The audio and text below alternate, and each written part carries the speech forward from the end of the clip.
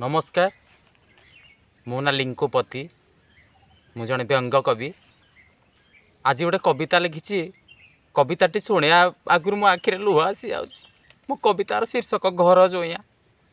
आज्ञा जीवन सबू कर घर जोइया हेबेन मु घर जोइया होइकि जो कष्ट पाउछि आपण कविताटी शुणिला पर जानीपारे। आसंतु शुणिबा घर जोइया। घर जोइया मु ससुर घरे घर जोइया मु ससुर घरे पाप करिथिली केउ जन्मरे हराई अछि मोर स्वाधीनता शाशुंक ठारू शुणे कड़ा कथा।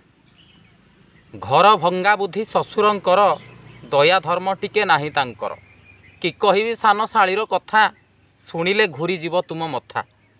ना को कॉलेज जाउछि खाली टोकांको साथीरे बुलिबो बोली जीन्स पिंधिकी स्टाइल मारे जवाब दउछि मुह उपरे।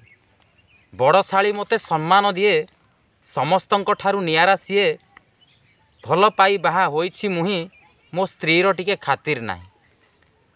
मोसलाटा गोटे घोड़ा मदुआ गंडगोल करिवारे आगुआ शांति टिके नाही मो जीवन रे लुहर श्रावण आखिरु झरे।